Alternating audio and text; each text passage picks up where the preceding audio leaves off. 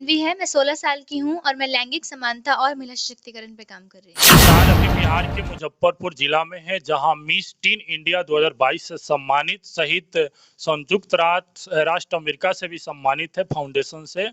जानवी उनसे हम बात करेंगे। बहुत गर्व की बात है कि 16 वर्ष की उम्र में संयुक्त राष्ट्र फाउंडेशन से सम्मानित हुए और मिस टीन इंडिया 2022 से भी सम्मानित है। और इनकी विशेषता भी हम जानेंगे, क्योंकि बहुत प्रसिद्ध है इस पूरे बिहार में, बिहार की बेटी के नाम से जाने जा रहे हैं। और मेरी ओर से, मेरी टीम की ओर से भी बहुत बधाई है कि इतनी कम उम्र में फाउंडेशन से सम्मानित, बहुत सारा ऐसा काम भी किए हैं, जैसे किताब लिखे हैं, और सारी चीज आपको बताने की हम कोशिश करेंगे। सबसे पहले एमजी न्यूज से स्वागत है आपका। नमस्कार, मेरा नाम जानवी है, मैं 16 साल की हूँ और मैं लैंगिक समानता और महिला सशक्तिकरण पे काम कर रही हूँ। अच्छा, एक बात बताइए, जिसे संयुक्त राष्ट्र अमेरिका फाउंडेशन से जी। सम्मानित, इसका कारण क्या है? मैं लैंगिक समानता को लेकर काम कर रही हूँ, लड़के-लड़की में जो भेदभाव है उसको मिटाने के लिए।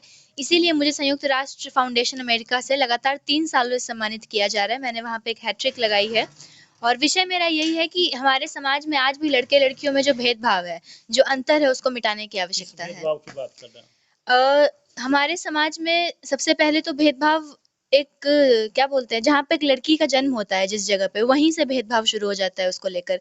सबसे पहले तो ये बेटी है, तो जब भी कोई बच्चा बड़ा होने लगता है, सबसे पहले उसके लिए शिक्षा आती है। शिक्षा के बाद ही कोई और पड़ाव आता है जीवन का। तो शिक्षित करने में ही लोग कहते हैं कि बेटी को पढ़ाकर क्या फ़ायदा? पढ़ लिख कर कुछ बन भी जाएगी तो कमाकर अपने ससुराल वालों को देगी, पराया धन है, पराये घर चली जाएगी। उसके बाद फिर जब और उम्र बढ़ती है, जब बात शादी-विवाह तक आती है, तो कम उम्र में ही शादी कर देना और ये एक्सपेक्ट करना कि तुम्हारे कोई सपने नहीं हो सकते, तुम आगे नहीं बढ़ सकती, तुम्हारा एक ही मेन गोल है शादी करना, अपना घर बसाना, अपना घर सँभालना। बिल्कुल, बिल्कुल। जी। कि लोग जो है लड़की के जन्म होने पर दुःख व्यक्त करते हैं। ये भी बोलते हैं कि लड़की जन्म होना आज के समाज के लिए सही नहीं है। जी। एक तो दहेज है, जी। और एक आप बताएँ कि पढ़ लिख कर दूसरे के घर जाती है। तो ये सब तो हमारी ही बनाई हुई चीज़ें हैं ना, जी, समाज क्या है? हम हैं समाज, आप हैं समाज। बिल्कुल, समाज बिल्कुल। तो हम ही लोग हैं। हम लोगों ने मन में ही बना लिया कि बेटी होगी तो वो दूसरे के घर जाएगी। जी, जी। आज बहुत सारे केसेज़ ऐसे सुनने को मिलते हैं कि किसी पुत्र ने अपने माँ-बाप को घर से निकाल दिया, कोई जी, जी। वृद्धाश्रम छोड़ाया, जी, जी। कोई कहीं छोड़ाया। ऐसी बेटियों को लेकर भी कम केस सुनने को मिले, लेकिन बेटों को लेकर लोग ज़्यादा सुन रहे हैं ऐसा कि वो ऐसा कर रहे हैं। बात बेटा-बेटी में फ़र्क की नहीं है, मैं चाहती हूँ कि दोनों को समानता से देखा जाए, चाहे वो बेटा हो, चाहे बेटी हो। दोनों को समान अधिकार दिए जाएँ, दोनों के साथ बर्ताव एक जैसा किया जाए, चाहे बात शिक्षा की हो, चाहे स्वास्थ्य की हो, कोई भी तरह का भेदभाव उन दोनों के बीच में ना रहे। दहेज को लेकर क्या कहिएगा? क्योंकि बहुत सारे ऐसे गार्जियन हैं जो पिछले जाति से हो या कमज़ोर हो आर्थिक स्थिति से, उनके घर अगर लड़की जन्म होती है तो उनको टेंशन रहता है दहेज, कि दहेज के कारण हम अपनी बेटी का शादी कैसे कर जी, पाएँगे? जी, जी। क्योंकि दहेज के कारण बहुत ऐसे गार्जियन हैं कि बेटी को लेकर टेंशन में रहते हैं, यहाँ तक कि आत्महत्या भी कर लेते जी, हैं। बिल्कुल। दहेज को लेकर एकदम सख्त कार्रवाई की जानी चाहिए। दहेज को लेकर हमारे बिहार में एक बार मानव श्रृंखला भी बनाई गई थी जी, कि जी। दहेज मुक्त बनाना है बिहार जी, को। जी, जी। लेकिन कहाँ तक बना है हमारा बिहार दहेज मुक्त? किसी भी कोई भी ऐसा घर ही नहीं है जहाँ पर दहेज अभी भी नहीं लिया जा इसका रहा हो। कारण किनको मानते हैं? सरकार तो इसको लागू जी की है, बंद होना हाँ, चाहिए। सरकार तो लागू की है लेकिन इस पर स्ट्रिक्ट एक्शंस नहीं लिए जा रहे हैं। मना तो कागज़ पे तो मैं भी लिख देती हूँ कि बिल्कुल, बस बिल्कुल। जैसे शराब मुक्त है बिहार, तो क्या स वास्तविक में शराब मुक्त है बिहार? अभी भी शराब होना मिलते हैं। चल ही रहा है। चल ही रहा है, उसी तरह से दहेज की बात है। दहेज कह दिया गया, सरकार भी अपनी तरफ से कोशिश कर रही है। लेकिन जब तक ये आपसी जो हमारा ये जो समाज है ना, जब तक ये सोचेगा कि अगर दहेज नहीं देंगे तो बेटी अच्छे घर में नहीं जाएगी, बेटी को कष्ट होगा। जितना आप उसके दहेज के लिए सोच रहे हैं, अगर उतने पैसे अगर आप उसकी शिक्षा में लगा दिए होते, तो आज आपको दहेज देने की ज़रूरत नहीं पड़ती। बिल्कुल, बिल्कुल। अगर लड़की शिक्षित हो, अगर लड़की कमा रही हो, तो अपने आप ही दहेज का पॉइंट वहीं पे खत्म हो जाता है। बिल्कुल, बिल्कुल। तो अगर अपनी बेटियों के दहेज को लेकर चिंता करने से अच्छा है, उनकी शिक्षा को लेकर चिंतित होइए, अच्छे स्कूल में पढ़ाइए। अगर आपके पास दहेज देने के लिए 10 लाख हैं, उस 10 लाख को अपनी बेटी में इन्वेस्ट कीजिए, उसको पढ़ाइए, उसको काबिल बनाइए, ताकि फ्यूचर की आपकी टेंशन ही खत्म हो जाए दहेज की। तो लड़कियाँ अपने लेवल से भी ऐसा कर सकती हैं। वो साफ-साफ अपने माता-पिता को कह दें कि जिस घर में जाने के लिए मुझे कमीशन देना होगा, मुझे दहेज देना होगा, मैं वैसे घर में शादी नहीं करूँगी। मैं जानती हूँ ये मुश्किल है। माँ-बाप भी सोचते हैं अगर पैसे नहीं देंगे तो क्या पता कल को मेरी बेटी को टॉर्चर किया जाए। बिल्कुल, बिल्कुल। तो हमारे समाज में बदलाव की ज़रूरत है। जो लोग भी इस वीडियो को देख रहे हैं, दहेज लेना और देना दोनों पाप है। ना दहेज लेना है, ना ही दहेज देना है। फिर इलाका के जो लड़की सब हैं कहीं न कहीं शादी को लेकर वो सब भी आगे रहती है, जी, जी। शिक्षा को लेकर आगे नहीं नहीं रहती है, रहती है, बिल्कुल। तो उन लोग के लिए क्या कहिएगा? मैं उन लोग को यही कहूँगी कि गलती तुम्हारी भी है। ऐसे संपूर्ण रूप से हम क्या परेशानी है ना हमारे आजकल के जनरेशन की, कि हमें परेशानियाँ थोपनी आती है दूसरे के ऊपर, कि मैं ऐसा नहीं कर पाई क्योंकि मेरे साथ ऐसा हुआ था, मेरे माँ-बाप ऐसे नहीं थे, मेरे वो ऐसे नहीं थे। मैं यही कहूँगी कि शादी को लेकर, शादी तो एक दिन सबको करनी है, मैं यही उनको समझाना चाहती हूँ कि शादी तो सबको करनी है एक दिन, लेकिन उससे पहले की जो ज़िंदगी है, उससे पहले आत्मनिर्भर बनना, शिक्षित होना, ये ज़्यादा ज़रूरी है। कई सारी ऐसी लड़कियाँ होती हैं जो 16-17 साल की उम्र से ही अपने शादी के ख्वाब सजाने लगती हैं, अपने शादी के बक्से तैयार करने लगती हैं कि मैं ये लेकर जाऊँगी, मैं वो लेकर जाऊँगी। ये बेवकूफ़ी कर रही हैं वो। कोई म मैं शादी तो एक ऐसा हिस्सा है, एक ऐसा पड़ाव है जिससे हर इंसान को तो गुज़रना ही है। कोई जल्दी गुज़रता है, कोई लेट से गुज़रता है। मैं उनको यही कहूँगी कि शादी को लेकर जो भी ख़याली पुलाव मन में बनाते हो, उससे अच्छा है अपने उस समय को अपनी शिक्षा में लगाओ। अगर शिक्षा नहीं, तो शिक्षा के अलावा कोई ना कोई कला तो होगी। बहुत लोगों में पेंटिंग की कला होती है, बहुत लड़कियाँ सिलाई-बुनाई अच्छा कर लेती हैं, कढ़ाई का काम अच्छा कर लेती हैं, कोई खाना बनाने में अच्छा होता है, तो उन सब चीज़ों पर ध्यान दो। तो अपनी कामयाबी के बारे में बताइए, क्योंकि आप लोगों को ज्ञान दे रहे हैं, तो कहीं न कहीं आप किसी शिखर पर पहुँचे हैं तभी दे रहे हैं। जी, तो मैंने इसीलिए ये मुद्दा चुना, लैंगिक समानता, क्योंकि मुझे कहीं न कहीं लगा कि इस क्षेत्र में मेरी आवश्यकता है और मेरे योगदान से अगर थोड़ा भी बदलाव होता है, तो वो बहुत बड़ी बात है। इसीलिए मैंने काम करना शुरू किया, फिर मुझे संयुक्त राष्ट्र फाउंडेशन से सम्मानित भी किया गया इस विषय को लेकर। मैंने एक डॉक्यूमेंट्री फ़िल्म भी की इस साल, जो 1 अगस्त को रिलीज़ हुई थी कनाडा से, जो कि एचआईवी एड्स पर बेस्ड थी, कि हमारे समाज में एड्स को लेकर जो भी भ्रांतियाँ हैं, उनको कैसे तोड़ा जाए, उन पे कैसे विश्व भर की सरकार का ध्यान आकर्षित किया जाए, मैंने वो डॉक्यूमेंट्री फ़िल्म भी की। जब मैं क्लास 10th में ही थी, तभी मुझे ग्रेजुएशन की डिग्री से सम्मानित किया गया, menstrual, sexual and reproductive health course में। मतलब महिलाओं के हेल्थ को लेकर या फिर सेक्सुअल इश्यूज़ को लेकर जो प्रॉब्लम्स हैं, उनमें मुझे ग्रेजुएशन की मैट्रिक डिग्री क्लास से में हैं और ग्रेजुएशन की? जी सम्मानित किया गया था इस कहाँ डिग्री से? से, लंदन से। लंदन की अकेडमी है ग्लोबल चेंज मेकर्स, वहाँ से मुझे सम्मानित किया गया था और पिछले ही वर्ष मैंने एक पुस्तक भी लिखी खुद की। अच्छा, अच्छा। इसका नाम है शीरोज़ ब्रेकिंग स्टीरियोटाइप्स। इसका ये अर्थ हुआ कि जिस तरह से लड़कों को इंग्लिश में ही से संबोधित करते हैं और ही से हीरो कहते हैं और लड़कियों को हीरोइन कहते हैं। मेरा मानना था कि अगर लड़कियों को शीरोज़ कहा जाए तो वो ज़्यादा सही रहेगा, शी से शीरोज़। और इस पुस्तक में लैंगिक असमानता से जुड़ी जो भी समस्याएँ हैं, उन सब का ज़िक्र किया गया है। साथ ही साथ गंगा नाम की लड़की की एक मोटिवेशनल स्टोरी भी लिखी गई है। सिरोध के संघर्ष की कोई ऐसी कहानी बताइए, किस तरह आप इतना बड़े लेवल पर, बड़े शिखर पर पहुँचे? जी किसी भी शिखर तक पहुँचने के लिए संघर्ष हर इंसान को कभी न कभी करना पड़ता है। बिल्कुल, बिल्कुल। हम लोग तो सिर्फ़ वही चीज़ देखते हैं जो हमें कैमरे के सामने दिखाई जाती है, लेकिन जी, उसके पीछे क्या स्ट्रगल स्टोरी होती है ये सब नहीं जानते।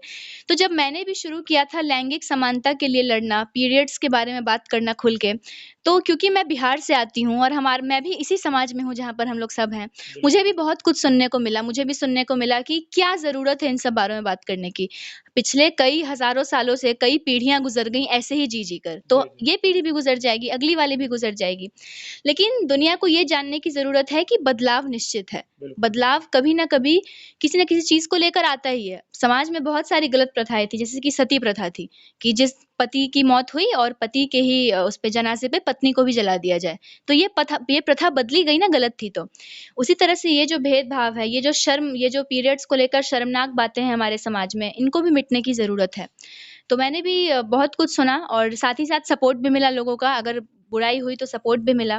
आज भी जब मैं यूट्यूब वीडियोज़ जब मैं अपने देखती हूँ अपने खुद के इंटरव्यूज़, जब उसका मैं कमेंट सेक्शन देखती हूँ, तो बहुत कुछ पढ़ने को मिलता है खुद के बारे में और ये पढ़ के बस ये रियलाइज़ होता है कि अभी हमारा समाज किस लेवल पर है। अभी भी हमारा समाज नहीं देख सकता है कि एक लड़की आगे बढ़ रही है, कि एक लड़की कुछ कर रही है। बिल्कुल, बिल्कुल। यही मैंने कल भी एक मीटिंग की थी, मैंने उसमें यही कहा था कि अभी भी हमारी यही सोच है कि औरत जो है वो घर की चीज़ है और मर्द जो है वो बाहर की चीज़ है। यही मानना है हमारा। लेकिन मेरा मानना ये है कि दोनों घर के लिए भी हैं और दोनों बाहर के लिए भी हैं। जिस तरह से आज के समाज की जो लड़की है, पढ़ाई कर रही है, पढ़ाई के वक़्त बॉयफ्रेंड और गर्लफ्रेंड की जो समस्या है, इस पर क्या कहिएगा? मैं इस पर यही कहना चाहूँगी कि प्यार करना गलत नहीं है। लेकिन प्यार अभी बहुत सारे केसेस सुनने को मिल रहे हैं। अभी जैसे दिल्ली में ही जो घटना हुई जी, जी। आफ़ताब और श्रद्धा की श्रद्धा घटना, वाला। जी, जी। हमारे बिहार में ही आरती छोटू को लेकर जो घटना हुई, बहुत सारी घटनाएँ आए दिन हमें सुनने को मिलती हैं। तो मैं यही कहूँगी कि प्यार करना गलत नहीं है, प्रेम करना गलत नहीं है, प्रेम को गलत राह पर लेकर जाना गलत है। स्वयं श्री कृष्ण ने ही कहा था कि प्रेम तो बंधन है ही नहीं, प्रेम तो मुक्ति है। बिल्कुल, बिल्कुल। और हमारी जो जनरेशन है वो प्रेम में बंध जा रही है। वो प्रेम में इतनी अंधी हो जा रही है कि उसे अपने आगे की ज़िंदगी नहीं दिख पा रही है। मैं इनको यही कहूँगी कि प्रेम करना गलत नहीं है, प्रेम करो, लेकिन साथ ही साथ अपनी ज़िंदगी भी देखते चलो कि क्या वो प्रेम तुम्हारी ज़िंदगी में कोई मदद तुम्हारी कर रहा है। नहीं तो आजकल के बच्चे क्या होते हैं कि पढ़ाई के टाइम पर, पढ़ाई की उम्र में दिन भर फ़ोन पे लगे रहते हैं। स्कूल जाने के बहाने, कोचिंग जाने के बहाने, कॉलेज जाने के बहाने। मैं उनको यही कहूँगी कि अपना टाइम वेस्ट मत करो। कल को जब तुम लाइफ़ में सक्सेसफुल नहीं हो पाओगे, तो कोई तुम्हें काम नहीं देगा, कोई प्रेम काम नहीं देता। अगर लाइफ़ में आप एक फेलियर बन के रह जाते हैं, ना ही कोई प्रेमी काम देता है, ना ही कोई प्रेमिका काम देती है। मैं यही कहूँगी प्रेम करो, लेकिन साथ ही साथ अपनी ज़िंदगी पर भी ध्यान दो, अपनी शिक्षा पर ध्यान दो।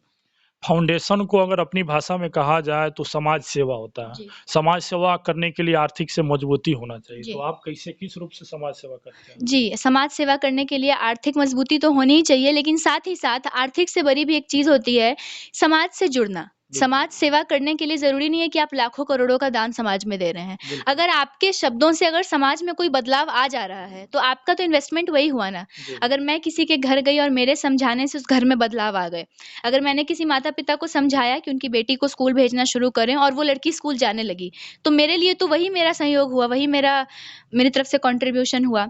तो ये भी कर रही हूँ और साथ ही साथ मैं तरह-तरह के स्कूल्स में जाती हूँ, गाँव के इलाकों में जाती हूँ, जहाँ जाकर वहाँ की महिलाओं से बात करती हूँ, वहाँ के बच्चों से बात करती हूँ कि उन्हें क्या समस्याएँ आए दिन देखने को मिलती हैं, या फिर ऐसा है कि उन्हें कहीं से रोका जा रहा है कि तुम स्कूल नहीं जा सकती, ऐसी कोई समस्याएँ, और साथ ही साथ उनको ये भी बताना कि तुम्हारे क्या अधिकार हैं।